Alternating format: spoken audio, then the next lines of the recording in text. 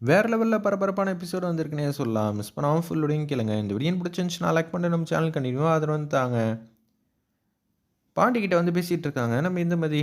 இனிமேட்டு வெளியிலேருந்து ஆகாரம் எதுவும் வாங்க வேணாம். நம்ம வீட்லயே எதுவா இருந்தாலும் பார்த்துக்கலாம் அப்படின்னு சொல்லும்போது, இல்ல சிஸ்டர் பரவாயில்ல விடுங்க. நீங்களே வந்து கொஞ்சம் கஷ்டத்துல இருக்கீங்க. வெளியிலயே வாங்கிக்கலாம். இல்ல பாண்டி, இதுவும் என் வீடு தானே.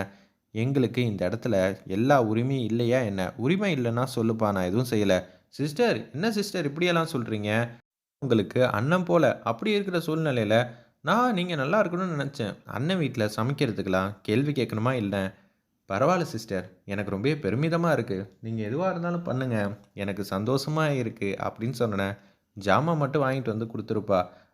ஒரு 1 வாரத்துக்கு தேவையான ஜாமான் வந்து வாங்கிட்டாலே போதும். நம்ப 2, 3 வாரம் வச்சு ஓட்டிறலாம். சரி சிஸ்டர்ன்னு சொல்லிட்டு, என்னென்ன இருக்கோ அது எல்லாத்தையும் நீங்களே பார்த்துக்கங்க அப்படின்னு சொல்லிட்டு, செலவுக்கும் பணம் குடுக்குறாங்க. நம்ப பாண்டி. மெக்கானிக் ஷாப்ல அவர் மாட்டுக்கும் வேலை பார்த்துக்கிட்டு இருக்காப்புல. ஒரு பக்கம் சமைச்சுக்கிட்டே இருக்கிறப்ப, அவங்க இங்கேயே வந்து இல்லவே இல்ல. ஃபுல்லா வேற எங்கேயோ வந்து ஞாபகத்திலே வந்து சமைக்கிறதுனால, கருணா இப்படி நம்மள வெளியில போன்னு சொல்லுவேன்னு நெனச்சு கூட பார்க்கலையே! அப்பா எவ்வளோ பெரிய நம்பிக்கையில இருந்தாப்ல அப்படின்னு சொல்லிட்டு இருக்கிறப்ப, கைய வெங்காயத்த நறுக்கும்போது, இது மாரி ஆயிடுச்சு. உடனே வந்து ஃபீல் பண்றாங்க. நம்ப கருணாவோட ஞாபகம் தான் டக்குனு அவங்களுக்கு தோணுது. ஃப்ளாஷ்பேக் சீன வந்து காட்டுறாங்க. அப்பன்னு பார்த்து நம்ம இந்துமதி தலைவாரிக்கிட்டு இருக்காங்க. கருணா ரூம்ல. எதார்த்தமா கருணா அவரோட ஹைட்டுக்கு ஏத்த மாரி கண்ணாடிய செட் பண்ணியிருக்காரு. ஆனா நம்ம இந்துமதி அவங்களோட ஹைட் கம்மிங்கிறனால தெரிய மாட்டேங்குது. கூண்டல பின்னிட்டு இருக்கிறப்ப எக்கி எக்கி பார்க்குறாங்க. இத ஒரு வாட்டி பார்த்தாங்க, 2 வாட்டி பார்த்தாங்க. சரின்னு சொல்லிட்டு அப்படியே கருணா மாட்டுக்கும் கிட்டக்க வராங்க. கிட்டக்க வந்த உடனே, "அதுதான் உனக்கு தான் தெரியலல்ல. ஸ்டூல போட்டு ஏறி நின்னு பார்க்க வேண்டியது தானே." "ஆமான்டா. முகம் பார்க்கறதுக்கு ஸ்டூல்ல ஏறி நின்னு தல வாருவாங்களா? தெரிஞ்சு தான் பேசுறியா? அப்பன்னா கண்ணாடி எடுத்து பெஞ்சில வைக்க வேண்டியது தானே." அப்படின்னு சொல்லிட்டு, கண்ணாடிய கொஞ்சம் கீழ இறக்கி வைப்போம்ன்னு சொல்லிட்டு, "இந்த சைஸ் உனக்கு போதுமா? இந்த ஹைட்டு." அப்படின்னு சொல்றப்ப, இந்துமதியோட முகம் தெள்ள தெளிவா கண்ணாடியில வந்து தெரியுது.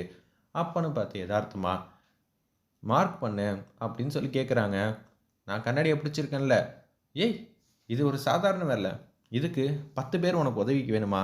என்னடா நீ எல்லாம்?" அப்படின்னு சொல்லி செம்மையா கலாய்க்கிறாங்க. "எனக்கு இது தேவ தான். உனக்கு எக்கி எக்கி இருந்தாலும் பரவால்ல." அப்படின்னு சொல்லிட்டு திருப்பியும் கண்ணாடி எடுத்து மேல மாட்டலான்ட்டு இருக்கிறப்ப, "சரி, சரி. மார்க் பண்ணு, மார்க் பண்ணு." அப்படின்னு சொல்லிட்டு பேனா எடுத்துட்டு வந்து கரெக்ட்டா மார்க் பண்றாங்க. அந்த இடத்துல இந்துமதி உடனே ஆணி எடுத்து சுத்தியலால வந்து கைய வந்து அடிச்சிடுறாரு. அப்பன்னு பார்த்து, அச்சச்சோ! என்னது இப்படியெல்லாம் ஆயிடுச்சு? ஏன்டா ஒரு சின்ன விஷயத்த கூட சரியா செய்ய மாட்டியான்னு சொல்லி, அப்படியே வந்து காயத்துக்கு மருந்து தடவி விடுறாங்க. நம்ம இந்துமதி அந்த இடத்துல, "கொஞ்ச நேரம் பேசாம இருக்கியா? இது ஒரு சாதாரண விஷயம். நான் எக்கி எக்கி பார்த்தா இப்ப என்ன? இப்படியெல்லாம் வந்து நடந்திருக்கு." அப்படின்னு சொல்றப்ப, இதெல்லாம் வெளியிலேருந்து யாராவது பார்த்தா, நம்ம என்னமோ உண்மையிலேயே வந்து ஹஸ்பண்ட் அண்ட் ஒய்ஃப் போலயே வந்து நெனச்சுக்கிட்டு இருப்பாங்க. ஆனா, நம்ம 2 பேரும் எப்படி இருக்கோன்னு உனக்கும் தெரியும், எனக்கும் தெரியும் அப்படின்னு சொல்ற விஷயத்தெல்லாம் அப்படியே வந்து நெனச்சு பார்த்துக்கிட்டே இருக்காங்க. அந்த இடத்துல அப்படியெல்லாம் எதுவும் சொல்லாத. இப்போதைக்கு நம்ம சண்டை போடுற மாரி இருக்கலாம். ஆனா ஃபியூச்சர் எப்படி வேணாலும், எது வேணாலும் மாறும். அப்படின்னு சொல்றப்ப, "ஏய்! நீ என்ன காதலிக்கிறியா? ஏன் அப்படி திடீர்னு இப்படியெல்லாம் கேட்குற?" அப்படின்னு இந்துமதி கேட்கும்போது, "பின்ன இப்படியெல்லாம் உன்கிட்ட இருந்தெல்லாம் விஷயம் வந்திருக்கே!" "அப்படியெல்லாம் ஒண்ணும் இல்ல. என்ன ரொம்ப விரும்ப ஆரம்பிச்சிடாத. அது சரிப்பட்டு வராது." அப்படின்னு சொல்லிட்டு அங்கேருந்து போறாங்க. ஆமாமா, சரிப்பட்டு வராது. பின்ன நான் உன்ன விரும்பாம வேற யாரடா விரும்ப முடியும்னு இந்துமதி மனசுல வந்து நெனச்சுக்கிட்டு இருக்காங்க. அப்பன்னு பார்த்து இவங்க கையில ஏற்பட்டத அப்படியே பார்க்குறாங்க. இதுவே இங்க கருணா இருந்திருந்தா அன்னைக்கு அவனுக்கு நான் செஞ்சத, இன்னைக்கு அவன் துடிச்சு போய் எனக்காக வந்து நின்றுப்பானே! ரொம்பவே கஷ்டமா இருக்கே! அப்படின்னு சொல்லிட்டு ஃபீல் பண்ணிட்டு அழுவுறாங்க. பாலு வந்துடுறாங்க. "என்னம்மா மாப்பிள்ளைய நெனச்சு கவலைப்படுறியா?" அப்படின்னு சொல்லி கேட்கும்போது, "அப்படியெல்லாம் ஒண்ணும் இல்லப்பா. சமையல் வந்து ரெடி ஆயிடும். நீங்க அங்க போய் உட்காருங்கப்பா. எதுவா இருந்தாலும் நான் பார்த்துக்கிறேன்." அப்படின்னு சொல்லும்போது, டக்குன்னு கருணா இவ்வளோ நேரம் தூங்கிக்கிட்டு இருந்தாங்க போல இருக்கு. இந்துமதிக்கு ஏதோ ஒரு விஷயம் வந்து நடந்த மாரி இருக்கேன்னு, அவரு கொஞ்சம் எந்திரிக்கிறாரு. ஏந்திச்ச உடனே ஃபோன் அடிக்கிறாங்க நம்ம இந்துமதிக்கு. உடனே, "அப்படியெல்லாம் ஒண்ணும் இல்லப்பா. வெங்காயத்த நறுக்குனதுனால கண்ணீர் வந்திருக்கலாம். மத்தபடி ஒண்ணும் இல்ல. உன் அப்பன்காரன் எல்லா வயசையும் கடந்து தாம்மா வந்திருக்கேன். சரியா? என்கிட்ட நீ நடிக்காதம்மா. நீ புருஷன பிரிஞ்சு தான் இப்படியெல்லாம் வந்து கவலைப்பட்டுட்டு இருக்க.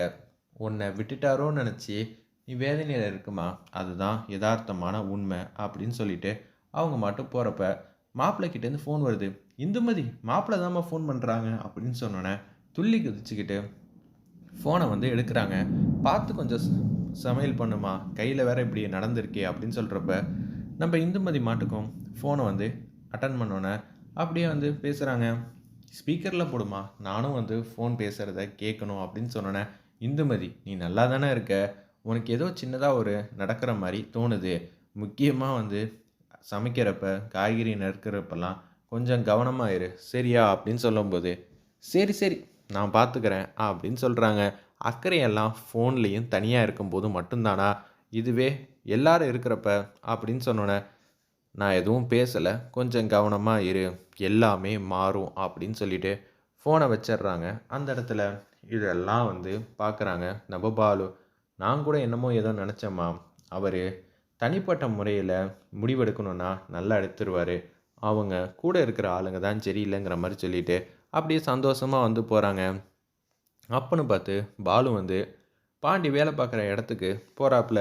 அப்பா நீங்கள் என்னப்பா இங்கே வந்திருக்கீங்க, வீட்லேயே இருந்தால் சங்கடமாக இருக்கும்லப்பா, அதனால தான் இங்கே வந்தேன், இன்னொரு 10-15 நிமிஷத்தில் வந்து ரெடி ஆகிடும், நீ வாப்பா வீட்டுக்கு வந்து சாப்பிட்லாம் அப்படின்னு சொன்னோன்னே என்னப்பா எனக்காக நீங்கள் இங்கே வந்திருக்கீங்களே, ஃபோன் அடித்து கூப்பிட்டுருந்தா நான் வந்திருப்பேன், இல்லாட்டாலும் பரவாயில்லப்பா நான் வெளியில் வந்து பார்த்துப்பேன், என்ன தம்பி எங்களுக்கு எல்லாமே வந்து சொல்லியிருக்க, அப்பா அப்பான்னு கூப்பிட்டா நீ என்னோட பையன் தானே, பையனுக்காக நான் வரமாட்டேனா என்னங்கிற மாதிரி பாண்டிக்கிட்ட உரிமையாக வந்து பேசும்போது இது எல்லாத்தையும் கருணா வந்து கேட்குறாங்க. அவங்க இவ்வளோ நேரம் இங்கே தான் இருக்காங்க. உடனே மாமனார் வராப்புல, நான் இங்கே பின்னாடி வந்து ஒளிஞ்சிக்கிறேன், அவரை நேரில் பார்க்கக்கூடிய சக்தி எல்லாம் எனக்கு கிடையாதுன்னு சொன்னோன்னே இல்லைப்பா நான் பார்த்துக்கிறேன், ஏன்பா நீ என் பையன்பா வா அப்படின்னு சொல்லும்போது உடனே உங்களுக்கு கருணா மேலே எதுவும் கோவம் இருக்கா அப்படின்னு சொல்லி கேட்குறாங்க.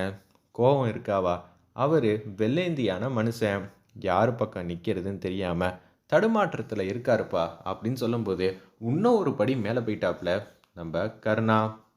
மாமா எந்த மாதிரி நேரத்துலையும் என்னை விட்டு கொடுக்க மாட்டேங்கிறாரே, ஆனால் நான் அப்படி நடந்துக்கவே இல்லையே, சரிப்பா எனக்கு ஒரு 10-15 நிமிஷம் வேலை இருக்கு, முடிச்சுட்டு வந்துடுறேன், தம்பி நீ வரலைன்னா நான் இங்கே வந்துடுவேன், இல்லைப்பா கண்டிப்பாக 15 நிமிஷத்தில் நான் வந்துடுவேன், நீங்கள் வேணாம் போங்கன்னு சொன்னோன்னே ஏய் யாரையாவது மூலியமா வண்டியை வந்து ஏற்றி அமுச்சு வைடா அப்படின்னு சொன்னோன்னே ஆளுவை அப்படியே ஒரு ஆட்டோவில் ஏற்றி அமுச்சு வைக்கிறாங்க. வீட்டுக்கு வந்து போகிறாங்க.